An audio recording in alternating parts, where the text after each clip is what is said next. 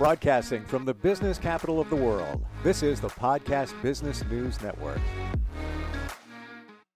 She is known as the queen of compassionate transformation, and she's somebody that can really help you along in your healing process and also just really change your life. She's the founder and healer of Mindful Healing Heart. Winnie Chan Wang joins us again today. Hey, Winnie, how are you doing? Hey, Steve, how's it going? I'm so happy to be back on.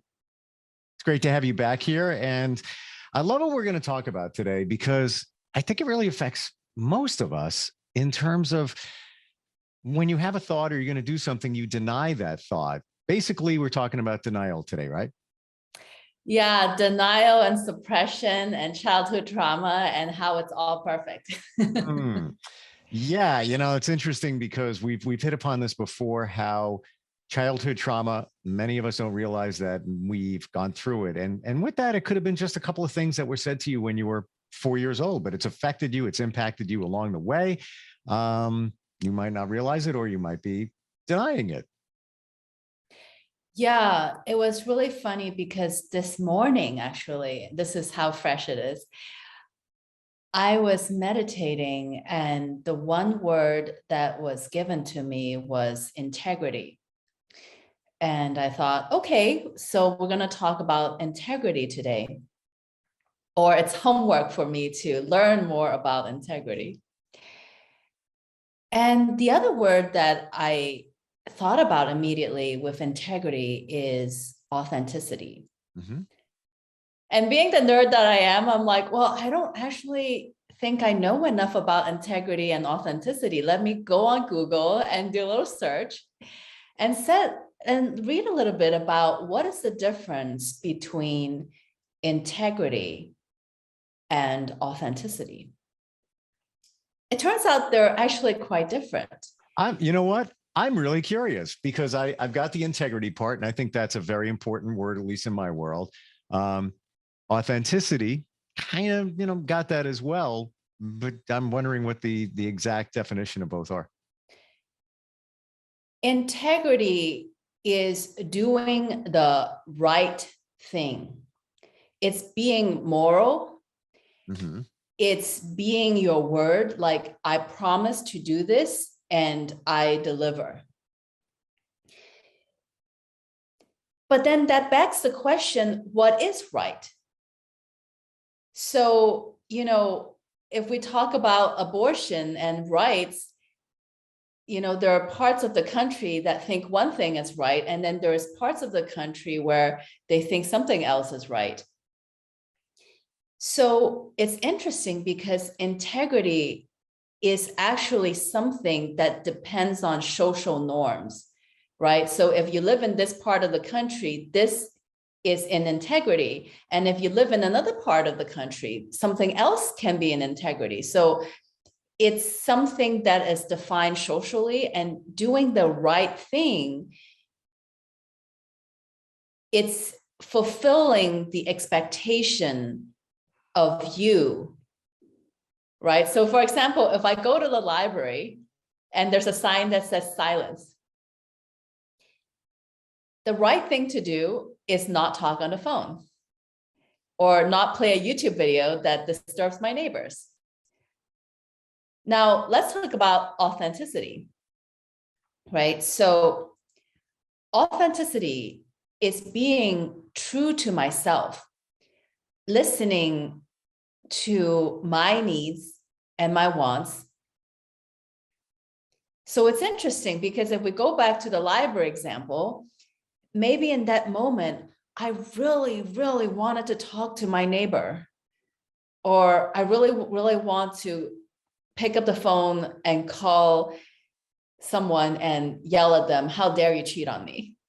Or maybe in that moment, I really want to go on YouTube and watch this video, right? But then if I was authentic, I would maybe be selfish.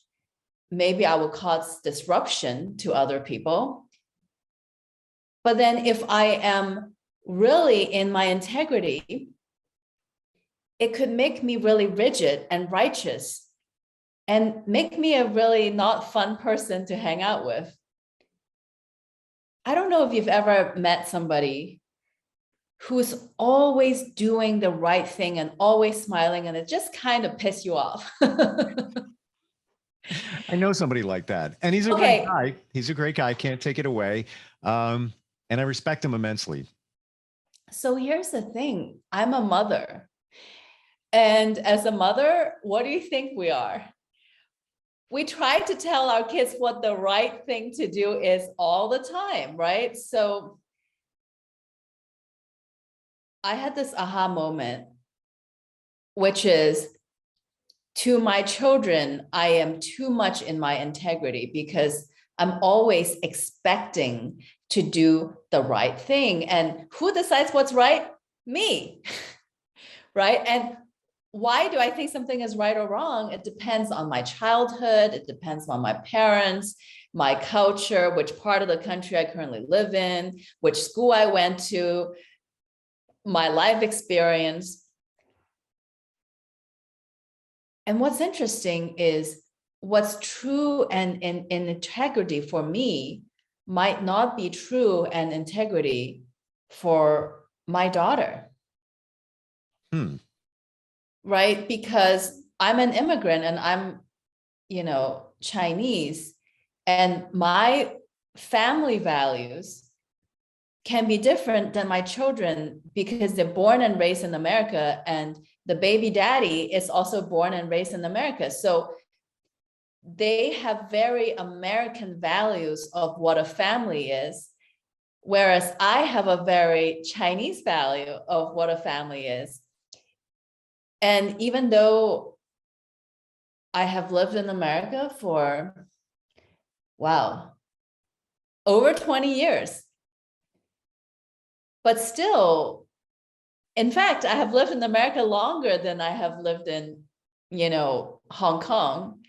But our subconscious, which dictates 95 to 98% of the way we behave, in science, it's formed between age 0 and 7, right? So you can take Winnie out of one place and put her in another country, but 95 to 98% of her scripts is still from another country. Yep. And so who am I to tell my children what is right and wrong? But at the same time, it is my job as a parent to guide them and to give them my values, love, forgiveness, compassion, humility, gratitude, all of those good things. So that's where authenticity comes in, because I get to leave room for them to be authentic. I get to leave room for me to be authentic, right? So basically, if you look at the Tao symbol of integrity and authenticity, it's like yin and yang. You want both to be in balance, right? So if you're too much in your authenticity, you're being selfish and disruptive to society. But if you're too much in integrity, then you're rigid and you're constantly judgmental, right? Do you know somebody who's really judgmental? Many people, and I try to think if I think they have integrity. So I have to put that two together. But you bring up a lot of great points, because integrity, as I'm learning from you, is very subjectionable. It, like you said, depends on the part of the country, and there's a lot of variables there, whereby authenticity, to me, that word means real.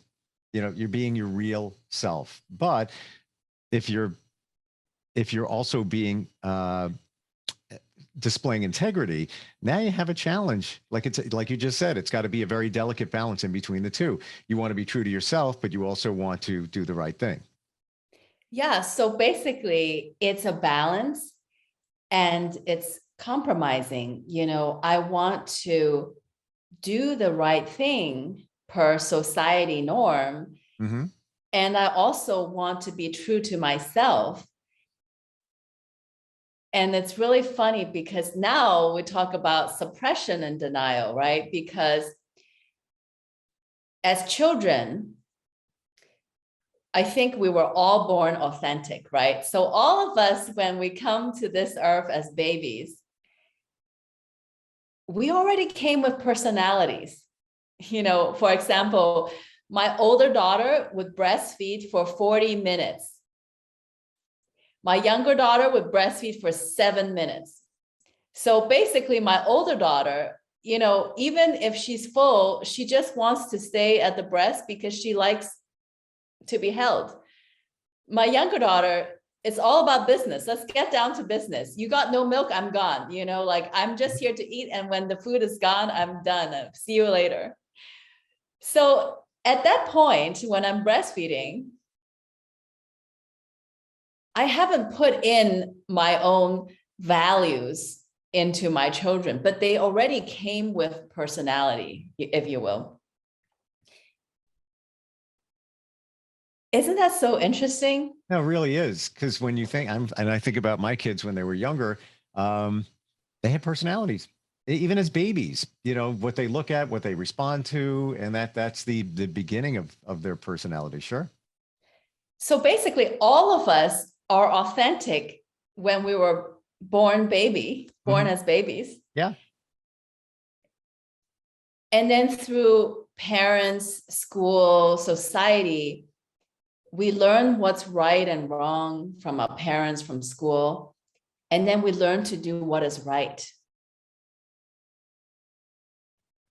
And it's really funny because now I look back at my so-called childhood trauma, and I'm like, oh, yeah, my mom did suppress me a lot. But at the same time, I also have so much compassion for her because everything that she tried to fix or correct in me is really out of love. Mm-hmm. Right? Because if we stayed really authentic our whole life, we would have no friends, no relationship, no lovers, no community, if we're always just thinking selfishly for ourselves. Because there would be no boundaries. You just be doing whatever you want. I really know. Well, that's going to offend them. That's I'm being authentic. I don't really care. I'm going to say it anyway. So yeah, you're right. If we didn't observe that, it could get pretty nasty after a while. Right. So for example, if I'm authentic, I'm going to show up at the yoga studio whenever I feel like it. It could be 9:05, it could be 9:45. Hey, you know what? I feel like doing yoga. And so I'm going to feel my way into the yoga room. Mm-hmm. But no, the class starts at 9 a.m., So as children, we learned to have discipline and integrity and show up on time. And maybe we feel suppressed because my mom might be like, okay, now put the toys away. It's time to put your shoes on and get to school. And as a child, I might be like, wait a minute, but I love my toy. Why did my mom deny me of my toy? Why did my mom suppress me from playing with my toy? Well, you said something before, and I think it's pretty powerful when we talk about integrity. It's not just the social norms and things like that. It can also be showing up on time. That is really, now who's going to say that's not the right thing to do? I don't think anybody. Who's going to complain? Winnie, why'd you show up on time? Why are you here on time? Why aren't you 10 minutes late? And the other word that when I think of this one guy who I feel has a lot of integrity, and I work with him for a lot of years, and we're friends. Trust. I totally trust him because I feel that he's got what I call integrity. And I think that trust is another word that, is part of integrity. Yeah, exactly. So integrity is what makes us reliable. What integrity and authenticity share is this idea of honesty. However, there's also a time difference. I feel that integrity is okay, I promise I'll be on time, and I will honor my word. So I make a promise about the future and I'm going to deliver. And it can create a lot of stress because, well, what if I run into traffic? What if I have to go bathroom number 2 right before I got out of the, got into the car? Yeah. And then being authentic is listening to the current moment and really honoring this moment. So for example, and this literally happened to me, like let's say I have a 1 o'clock appointment in the office and it takes me 15 minutes to get to the office. And right as I get into the car, I have an urge to go bathroom number 2. Now, if I'm being authentic, I would listen to my body. And you know what? When I gotta go, I gotta go. Let me text my client and tell him, hey, I'm so sorry, but I suddenly have to go to the bathroom. But if I'm in integrity, then I'm like, Winnie, you just hold your bathroom needs until the end of the day. You go, you see all your clients, you chuck through, and then at night when all the clients are gone, then you go to bathroom. So you see, it's not really right or wrong.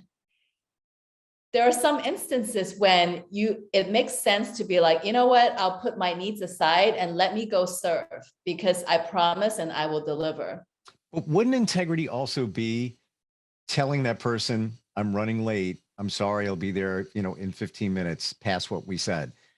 Somebody who might not have integrity would say, I really don't care. I'm going to go to the bathroom and I'll get there. I'll be there 15 minutes late. They'll be okay. They can wait.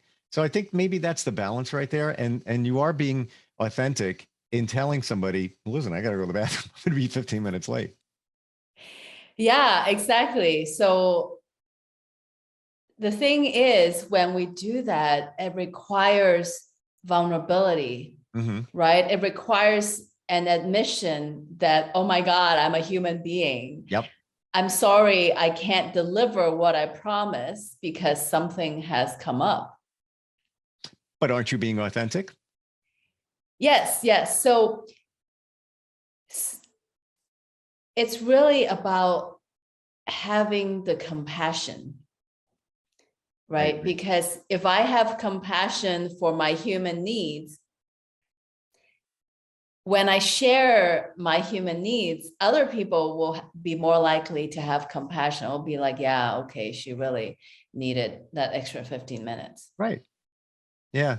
It is. I think you nailed it before in saying that it's a delicate balance, between the two. You want to be authentic to yourself. Yeah, I'm going to be late. Have to go to the bathroom. As long as you're remorseful for it, I'm really sorry. I really got to go to the bathroom, so I'm going to be 15 minutes late. I hope that's okay. As opposed to saying either nothing, not integrity, or saying, I'll be 15 minutes late. See you when I get there. All right. That's not horrible. At least you let them know. But to be authentic is to be honest as well and just be yourself. Yeah. Here's the reason why. It's everybody's been in that situation. What's funny is I was raised to have a lot of integrity. And I have been perhaps one of the most judgmental people living on this earth. Always doing the right thing and always expecting my children to do the right thing. And getting really angry when people are not doing the right thing, by the way, because righteous anger, right? And not just your kids, just anybody. I'll be honest with you. When he drives me crazy when people don't do the right thing. I'm going to say, I'm put it out there. I'm going to say it. And, in my situation, even dealing with my ex, it's like I write hashtag do the right thing. That's what I believe in. Yes. That's what I believe in. That's it. Exactly. We all want everyone else to do the right thing. Right. And then at some point, because I've been so suppressed in my childhood to always do what is expected of me, and I've been so disconnected from my authenticity.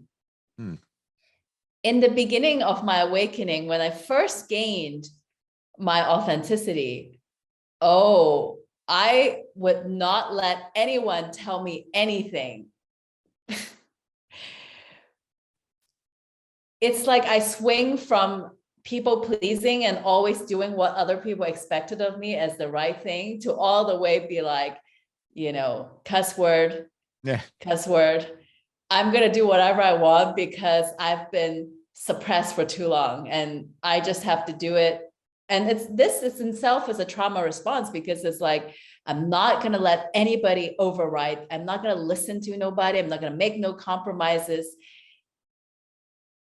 I'm going to have really firm boundaries about who I am. I'm not going to let anyone mess with who I am. And then the journey is to find compassion for the trauma that you've been suppressed and denied, and to recognize, you know what, I'm a strong person now. I can be authentic when I want. And I am so strong that I can actually be both. I can be in the middle, not because I'm a people pleaser, because I value the relationship. Mm-hmm. Yep. I'm willing to compromise because I value the connection.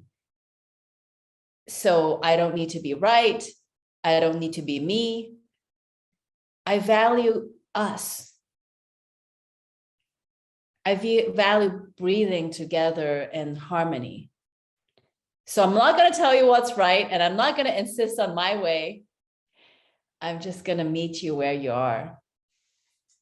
Interesting thought. Yeah. And you nailed it too when you just said you value the relationship. So it's important.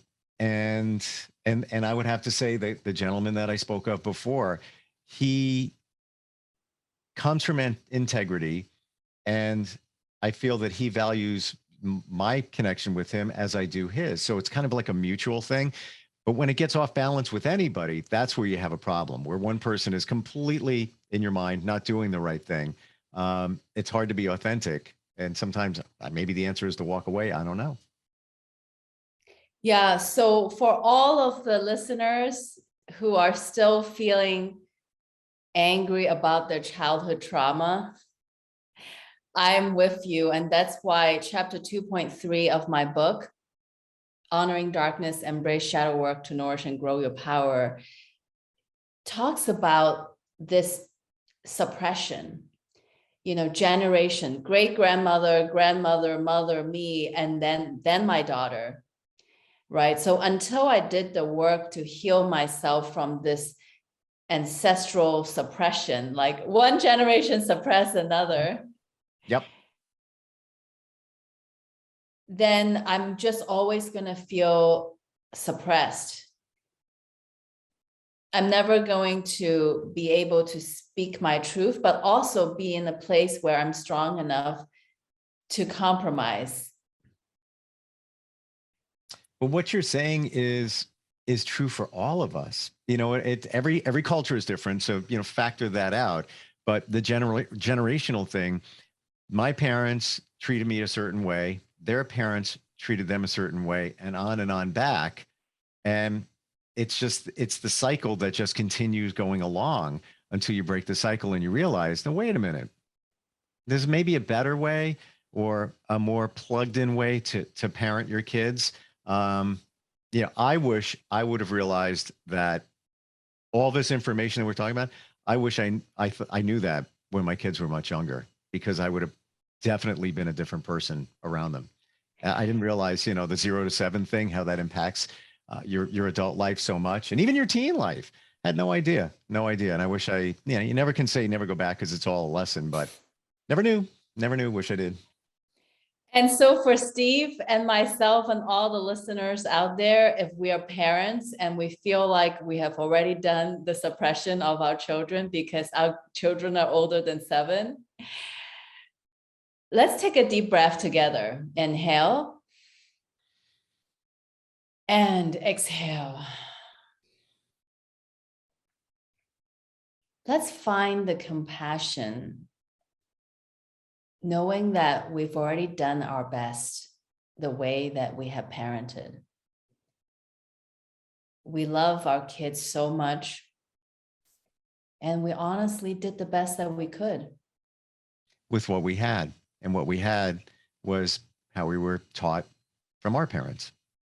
Not to take anything away from them, because that's how they were taught. So now starting new, and you know what? You can, unless your kids are adults, it never doesn't mean you game over. You can react to that and realize those certain things. Like my mom was really overprotective.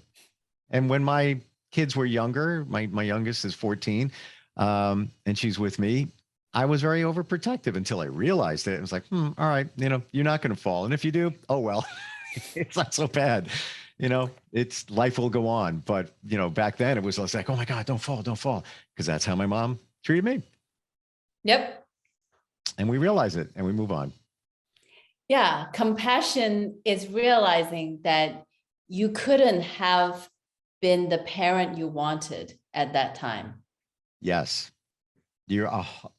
If there's anything that we just, sound bites, there it is right there.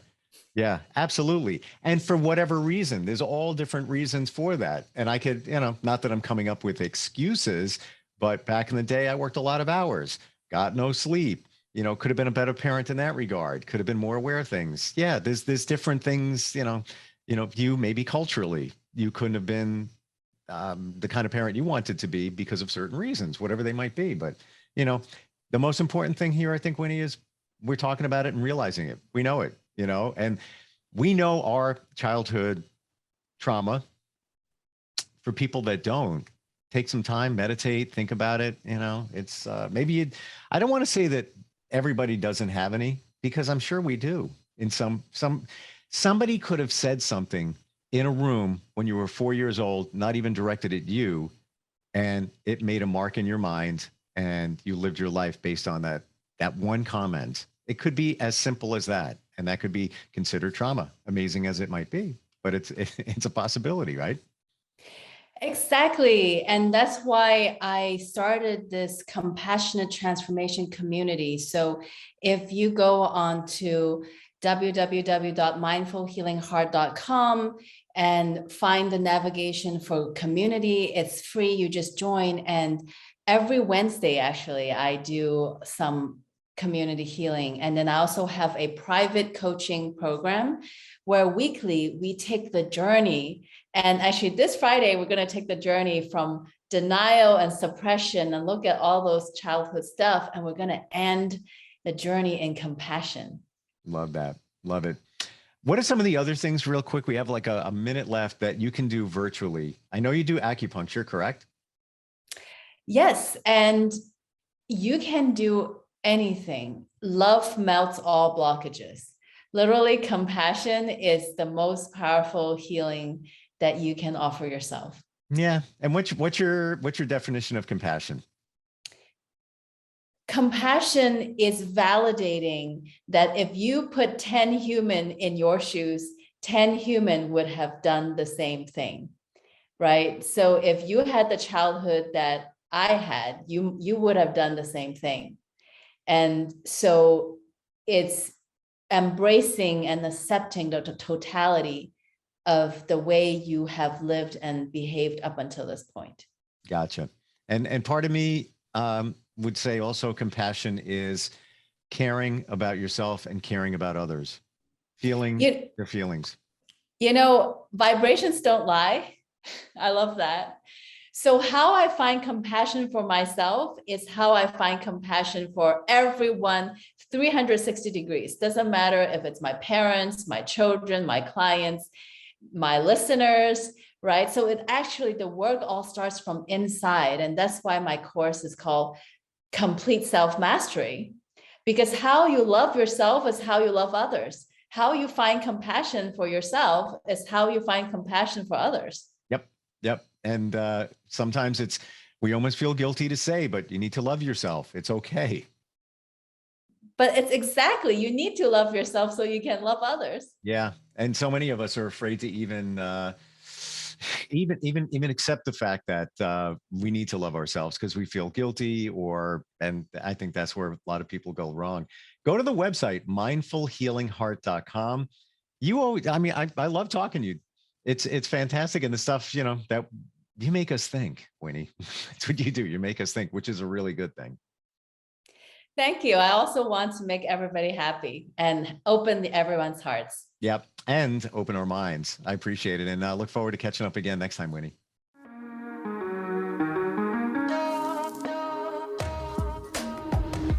Broadcasting from the business capital of the world, this is the Podcast Business News Network.